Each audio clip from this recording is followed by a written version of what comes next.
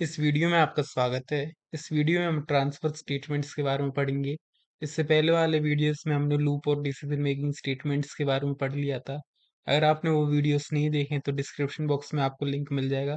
तो इस वीडियो में हम अपने आखिरी कंट्रोल स्टेटमेंट्स पढ़ेंगे, ट्रांसफर स्टेटमेंट्स। सबसे पहले हम इनके कॉन्सेप्ट को समझेंगे और उसके बाद इनको प्रैक्टिकली करके देखेंगे। तो चलिए शुरू करते हैं। तो देखिए, ट्रांसफर स्टेटमेंट्स से मतलब है कि वो स्टेटमेंट जो प्रोग्राम के फ्लो को ट्रांसफर कर दें, उनको हम ट्रांसफर स्टेटमेंट कहते हैं। तो ये हमारी तीन स्टेटमेंट्स होती हैं। पहली होती है ब्रेक, दूसरी होती है कंटिन्यू और तीसरी होती है गो टू स्टेटमेंट्स। तो सबसे पहला स्टेटमेंट है हमारा ब्रेक स्टेटमेंट। तो इसके सिंटेक्स होता है ब्रेक और उसके लास्ट में सेमीकोलन। तो इस प्रकार से हम इसको लिखते हैं और उसके बाद इस स्टेटमेंट को हम लूप में और स्विच स्टेटमेंट दोनों जगह यूज करते हैं। तो जैसे हमने इसका यहाँ पर व्हाइल लूप में यूज किया है, तो देखिए व्हाइल लूप के अंदर हमने यहाँ पर इसको यूज किया है। तो ये ब्रेक स्टेटमेंट क्या करता है, इस ब्रेक स्टेटमेंट के आने से हमारा प्रोग्राम का कंट्रोल इस लूप से बाहर हो जाता है और इस लूप से बाहर आकर हमारा जो लूप के बाद में अगला स्टेटमेंट होता है वो वाला स्टेटमेंट एग्जीक्यूट हो जाता है। तो ब्रेक स्टेटमेंट से हम स्विच स्टेटमेंट और लूप से बाहर आ जाते हैं, क्योंकि ब्रेक का मतलब ये होता है ब्रेक करना। तो यहाँ पर हम ब्रेक की हेल्प से इस लूप को ब्रेक करके बाहर आ जाएंगे और ये उसके बाद हमारा लूप नहीं चलेगा। तो अब हम इसका एक एग्जाम्पल भी देखते हैं। तो यहाँ पर एग्जाम्पल लिखा है to print the 5 natural numbers.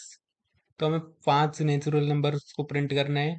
तो सबसे पहले हमने n को 1 के इक्वल रखा और उसके बाद हमने अपना लूप लगाया while n is less than 10 और उसके बाद हमने यहाँ पर एक लाइन लिखी प्रिंट एफ %d, तो यहाँ पर हमने अपनी वैल्यूज को प्रिंट करवा दिया और उसके बाद हमने इफ के अंदर कंडीशन लिखी इफ n=5 और उसके बाद हमने लिखा ब्रेक कि जब हमारा n 5 के इक्वल हो जाए तो उसके बाद यहाँ पर हम ब्रेक की हेल्प से इस लूप से बाहर आ जाए। तो देखिए इसका आउटपुट क्या आएगा। जब n 1 होगा तो यहाँ पर 1 प्रिंट हो जाएगा और इसी तरह जब 2 होगा तो यहाँ पर n की वैल्यू 2 प्रिंट हो जाएगी और इसी प्रकार से ये 5 तक प्रिंट होता जाएगा। लेकिन जैसे ही यहाँ पर n 5 प्रिंट होने के बाद ये कंडीशन चेक होगी इफ n=5, तो यहाँ पर 5 n 5 के इक्वल आ जाएगा और उसके बाद हमारी ये ब्रेक स्टेटमेंट की हेल्प से हम इस लूप से बाहर आ जाएंगे और यहाँ पर जो स्टेटमेंट लिखी होगी वो एग्जीक्यूट हो जाएगी। तो इस प्रकार से हम 5 नेचुरल नंबर्स को ब्रेक स्टेटमेंट की हेल्प से भी प्रिंट करवा सकते हैं।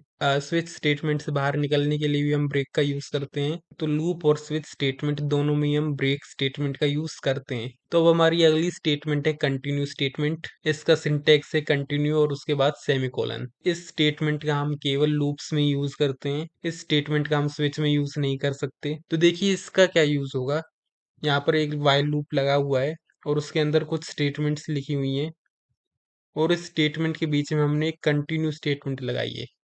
तो देखिए जहां पर भी लूप के अंदर कंटिन्यू स्टेटमेंट आएगी उसके बाद क्या होगा, ये लूप दोबारा से ऊपर से शुरू हो जाएगा और ये नीचे वाली स्टेटमेंट एग्जीक्यूट नहीं होंगी। देखिए ब्रेक में तो हम लूप से बाहर जा रहे थे, लेकिन इससे में क्या होगा, कंटिन्यूम ये लूप दोबारा से चले जाता है ऊपर, दोबारा से हमारा कंट्रोल ऊपर की तरफ ट्रांसफर हो जाता है। तो इसको भी हम एक एग्जाम्पल से देखते हैं। तो अब हम इसका भी एक क्वेश्चन देख लेते हैं। To print 10 natural numbers also mention that even and odd number. तो इस प्रोग्राम में हमें 10 नेचुरल नंबर्स को प्रिंट करना है और उसके बाद हमें ये भी बताना है कि वो नंबर इवन है या ऑड। तो देखिए इसके लिए हम क्या करेंगे। सबसे पहले हमने n अपना एक वेरिएबल लिया इंटीजर टाइप और उसमें हमने 1 स्टोर कर दिया और उसके बाद हमने यहाँ पे while अपना लूप चलाया। यहाँ पर i की जगह n आएगा।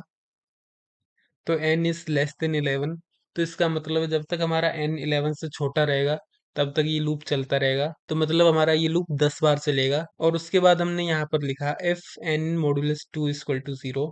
तो हम जानते हैं कि मॉडुलस ऑपरेटर क्या करता है, ये रिमाइंडर को प्रिंट करता है। तो जो हमारे इवन नंबर होते हैं उनका रिमाइंडर 2 के साथ 0 आता है। तो इसलिए यहाँ से हम इवन नंबर्स का पता लगा लेंगे कि अगर हमारे n मॉडुलस 2 0 के इक्वल है तो हमारी ये लाइन यहाँ पर प्रिंट हो जाएगी %d इवन। यहाँ पे हमारा नंबर प्रिंट हो जाएगा, उसके साथ हमारा प्रिंट होगा इवन। और उसके बाद हमने कंटिन्यू स्टेटमेंट लगाया है। तो कंटिन्यू से क्या होगा, इसका कंट्रोल दोबारा से ऊपर चले जाएगा और ये लूप दोबारा से स्टार्ट हो जाएगा और उसके बाद इसके दोबारा से स्टार्ट होने से ये नीचे वाली लाइनें एग्जीक्यूट नहीं होंगी। तो इस प्रकार से हमारा ये कंटिन्यू स्टेटमेंट काम करता है। तो एक बार हम इस प्रोग्राम को थोड़ा सा चला के देखते हैं। तो देखिए मान लीजिए यहाँ पर सबसे पहले हमारी वैल्यू पास हुई n की 1। तो यहाँ पे कंडीशन चेक हुई 1 मॉडुलस 2 0 के इक्वल नहीं होता। तो हमारी ये वाली स्टेटमेंट प्रिंट होगी, जिसमें हमारा प्रिंट होगा 1 और उसके साथ में ओट। जब लूप हमारी दूसरी बार चलेगी तो वहां पर n की वैल्यू 2 हो जाएगी, और यहाँ पर 2 मॉडुलस 2 0 होता है, तो यहाँ पर हमारी प्रिंट एफ की ये स्टेटमेंट चलेगी, परसेंटेज डी और इवन। तो यहाँ पर 2 प्रिंट होगा और उसके बाद लिखा आएगा इवन, और ये प्रिंट होने के बाद हमारी कंटिन्यू स्टेटमेंट चलेगी और ये लूप फिर दोबारा से स्टार्ट हो जाएगा। तो जब ये फिर दोबारा से स्टार्ट होगा तो n की वैल्यू 3 हो जाएगी, और 3 होने के बाद यहाँ इफ 3 मॉडुलस 2 0 के इक्वल नहीं होता तो ये इफ की कंडीशन फॉल्स होगी, जिसकी वजह से ये दोनों स्टेटमेंट एग्जीक्यूट नहीं होंगी और हमारी ये वाली स्टेटमेंट एग्जीक्यूट हो जाएगी, और यहाँ पर प्रिंट होगा 3 और। तो इस प्रकार से हम कंटिन्यू स्टेटमेंट की हेल्प से इन 10 नेचुरल नंबर्स को प्रिंट करवाएंगे और ये भी प्रिंट करवाएंगे कि ये इवन है या ऑड। तो हमारा तीसरा ट्रांसफर स्टेटमेंट है गो टू स्टेटमेंट। तो गो टू स्टेटमेंट क्या करता है? गो टू स्टेटमेंट हमें किसी जंप करके कुछ स्टेटमेंट्स पे पहुंचा देता है, और उन स्टेटमेंट्स को हम लेवल से डिफाइन करते हैं। तो जब भी हम गो टू स्टेटमेंट के बाद हम लेवल लिखते हैं तो लेवल के अंदर जो हम स्टेटमेंट्स डिफाइन करते हैं वो स्टेटमेंट एग्जीक्यूट हो जाती हैं। देखिए यहाँ पर हमने लिखा है गो टू लेवल, और उसके बाद हमने लेवल के अंदर कुछ स्टेटमेंट्स डिफाइन करी हैं। तो इन स्टेटमेंट्स को हम पूरे प्रोग्राम में कहीं भी डिफाइन कर सकते हैं। जैसे ही हम लिखेंगे गो टू लेवल, सीधा हमारी वो स्टेटमेंट्स एग्जीक्यूट हो जाएंगी। जैसे हमने यहाँ पर लिखा है वॉइड मेन फंक्शन के अंदर हमने लिखा है स्टेटमेंट 1, और उसके बाद हमने लिखा है गो टू लास्ट। तो इस गो टू लास्ट से क्या होगा? इस गो टू लास्ट से हम सीधा लास्ट स्टेटमेंट पे पहुंच जाएंगे, यहाँ पर पहुंच जाएंगे, और हमारा ये वाला स्टेटमेंट एग्जीक्यूट नहीं होगा जो कि इन दोनों स्टेटमेंट्स के बीच में है, क्योंकि हमने यहाँ पर गो टू लास्ट लगाने से हम सीधा इस लास्ट वाले स्टेटमेंट पे पहुंच जाएंगे। हमारे जो प्रोग्राम का फ्लो है वो सीधा लास्ट वाली स्टेटमेंट पे पहुंच जाएगा, और बीच वाले स्टेटमेंट्स एग्जीक्यूट नहीं होंगे। तो इस तरह की जंप को हम फॉरवर्ड जंप कहते हैं, क्योंकि यहाँ पर हमने जंप लगाकर हमने सभी स्टेटमेंट्स को बीच में छोड़ दिया और हम सीधा लास्ट में आगे प्रोग्राम में आगे बढ़ गए, तो इसलिए हमने इसको फॉरवर्ड नाम दिया है। तो इसको हम फॉरवर्ड जंप कहते हैं। और इसी प्रकार से हमारी बैकवर्ड जंप भी होती है, जिसको हम इस वाले एग्जांपल में देखेंगे। हमने एक लेवल डिफाइन किया स्टार्ट नाम से, और यहाँ पर हम लेवल कुछ भी डिफाइन कर सकते हैं, जैसे हमने पिछले उस यहाँ पर लास्ट किया था, और यहाँ पर हमने लेवल डिफाइन किया है स्टार्ट। तो स्टार्ट के अगर हम आगे, तो स्टार्ट के बाद हमने कॉलन लगाया है और उसमें हमने लिखा है एक स्टेटमेंट। तो देखिए यहाँ पर क्या होगा, सबसे पहले हमारा स्टार्ट स्टेटमेंट एग्जीक्यूट होगा, उसके बाद हमारा स्टेटमेंट 1 एग्जीक्यूट होगा, और उसके बाद जब हमने लिखा है गो टू स्टार्ट तो हम दोबारा से इसी स्टेटमेंट पर पहुंच जाएंगे, स्टार्ट पर, और फिर दोबारा हमारा स्टेटमेंट 1 एग्जीक्यूट होगा, और उसके बाद फिर हम गो टू स्टार्ट की हेल्प से उसी स्टेटमेंट पर वापस पहुंच जाएंगे स्टार्ट में, और ये हमारा एक लूप बन जाएगा यहाँ पर, जिससे हम बाहर नहीं आ पाएंगे। तो इसलिए हमें यहाँ पर एक ऐसी कंडीशन लगानी है कि एक कंडीशन आने पे हम इस लूप से बाहर आ जाएं, वरना ये बार बार इनफाइनाइट लूप बन जाएगा और ऐसे ही चलता रहेगा। लेकिन यहाँ पर समझने वाली बात यह है कि हम गो टू स्टार्ट से हम यहाँ पर पहले वाले स्टेटमेंट से पहुंच गए, और इसको हम बैकवर्ड जंप नाम देते हैं। तो इस प्रकार से हमारा गो टू स्टेटमेंट काम करता है।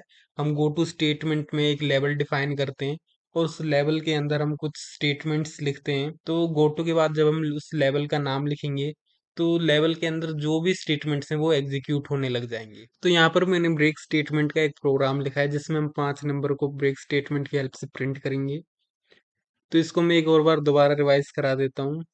तो हमने सबसे पहले इंटीजर आई नाम का एक वेरिएबल डिक्लेयर किया, और उसके बाद हमने आई को 1 से इनिशियलाइज कर दिया, और उसके बाद हमने वाइल लूप लगाया, और वाइल में हमने कंडीशन लिखी आई इज लेस देन 6। तो जब तक हमारा आई 6 से छोटा रहेगा तब तक हमारा ये लूप चलता रहेगा। तो इसका मतलब है कि हमारा ये लूप 5 बार चलेगा। तो यहाँ पर मैं 6 की जगह 10 लिख देता हूँ, क्योंकि यहाँ पर हम ब्रेक स्टेटमेंट की हेल्प से बाहर निकलेंगे। तो लूप के अंदर हमने पहली लाइन लिखी print F percentage D I. तो यहाँ पर हम अपने नंबर को प्रिंट कराएंगे, और उसके बाद हमने लिखा है if I is equal to 5, और उसके बाद हमने अपना ब्रेक स्टेटमेंट लगा दिया है। तो जैसे ही हमारा आई इज इक्वल टू 5 प्रिंट होगा और आई 5 के इक्वल हो जाएगा, उसके बाद हम ब्रेक स्टेटमेंट की हेल्प से लूप से बाहर आ जाएंगे। तो अब हम इसको रन करके देखते हैं।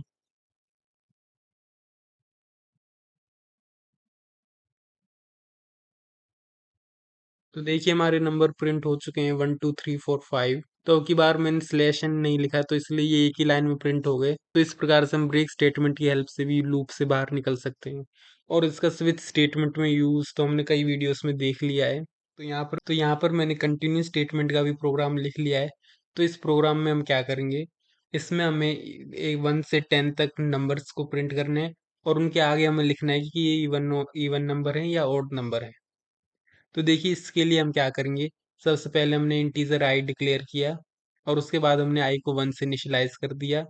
और उसके बाद हमने वाइल लूप में कंडीशन लिखी if I is less than equal to 10, कि जब तक हमारा लूप 10 से कम रहेगा या 10 के इक्वल रहेगा तब तक हमारा ये लूप चलता रहेगा। और उसके बाद हमने वाइल लूप के अंदर कंडीशन लिखी if I modulus 2 equal to 0। Modulus operator हमें रिमाइंडर देता है कि अगर हमारे आई का 2 के साथ रिमाइंडर 0 के इक्वल है तो इसका मतलब कि वो एक इवन नंबर है। तो इसलिए हमने यहाँ पर प्रिंट करवाया print F percentage D even. और उसके बाद हमने आई को 1 से इंक्रीज कर दिया और यहाँ पर इंक्रीमेंट ऑपरेटर लगाया। और उसके बाद हमने कंटिन्यू स्टेटमेंट लगा दिया और इस कंटिन्यू स्टेटमेंट से ये लूप दोबारा से चल जाएगा और ये नीचे वाली लाइन एग्जीक्यूट नहीं होंगी। और अगर हमारा नंबर ओड नंबर होगा, ये वाला केस फॉल्स होगा, तो ये इफ वाली कंडीशन नहीं चलेंगी और हमारी ये वाली स्टेटमेंट्स चलेंगी। तो हम इसको रन करके देख लेते हैं।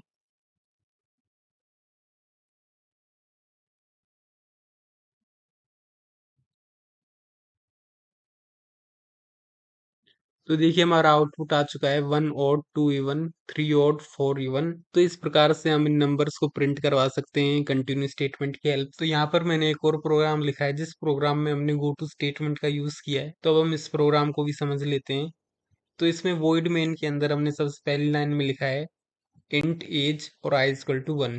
तो हमने दो वेरिएबल डिक्लेयर किए, एज और आई को हमने 1 से इनिशियलाइज कर दिया। और उसके बाद हमने अपना लेबल डिक्लेयर किया। लेबल को हम गो टू स्टेटमेंट की हेल्प से कॉल करेंगे और लेबल के अंदर हमने एक ये सारी लाइनें लिखी इन ब्रैकेट, दोनों ब्रैकेट्स के अंदर। तो जब भी हम गो टू की हेल्प से ले स्टार्ट को कॉल करेंगे तो ये सारी लाइनें एग्जीक्यूट होंगी। और उसके बाद हमने यहाँ पर इफ के अंदर एक कंडीशन लिखाई आई इज लेस देन 6। देखिए अब हम इसके अंदर के कोड को समझ लेते हैं। तो सबसे पहली लाइन में हमने प्रिंट एफ लिखा एंटर योर एज और उसके बाद हमने स्कैन एफ की हेल्प से एज को इनपुट किया। और उसके बाद हमने कंडीशन लिखी if age is less than 18, तो प्रिंट हो जाए यू आर नॉट अडल्ट। और अगर आपकी एज 18 से ज्यादा है तो उसमें हमने एल्स पार्ट में लिखा print F you are adult. तो ये हमने पिछले वाले वीडियो में भी किया था, लेकिन पिछले वाले वीडियो में हमें बार बार कमांड लिखनी पड़ रही थी इसको रन करने के लिए। तो इसलिए यहाँ पर हमने गो टू की स्टेटमेंट की हेल्प से इसको 5 बार रन करवा लिया। हम इसको कितनी भी बार रन करवा सकते हैं। और उसके बाद हमने यहाँ पर लिख दिया आई प्लस प्लस के बाद हमने यहाँ पर करली ब्रैकेट लगा दिया जिससे हमारे स्टार्ट का जो ब्लॉक था वो खत्म हो गया। तो उसके बाद हमने कंडीशन लिखी आई इज लेस देन 6 और उसके बाद हमने यहाँ पर गो टू स्टार्ट को कॉल किया। तो जब तक हमारा आई 6 से छोटा रहेगा तब तक हमारा ये गो टू स्टार्ट कॉल होगा। तो और जब हमारा आई 6 के इक्वल हो जाएगा फिर हमारा ये गो टू स्टेटमेंट कॉल नहीं होगा। देखिए यहाँ पर गो टू स्टार्ट से क्या होगा, जब भी हम इस गो टू को कॉल करेंगे तो ये पूरा कोड एग्जीक्यूट हो जाएगा, हमारा पूरा ट्रांसफर इस गो स्टार्ट पे चले जाएगा। तो अब हम इसको रन करके देखते हैं। तो यहाँ पर मैंने एज लिखी 23 और हमारा आंसर आया यू आर अडल्ट। और अब की बार मैंने एज लिखी 18 तो हमारा आउटपुट आया यू आर अडल्ट। अब की बार मैंने एज लिखी 16 और हमारा आउटपुट आया यू आर नॉट अडल्ट। तो इस प्रकार से हमारा ये लूप 5 बार चलेगा। तो आज की वीडियो में अगर कोई भी डाउट हो तो आप कमेंट सेक्शन में पूछ सकते हैं, मैं उसको सॉल्व करने का पूरा प्रयास करूंगा। Thank you.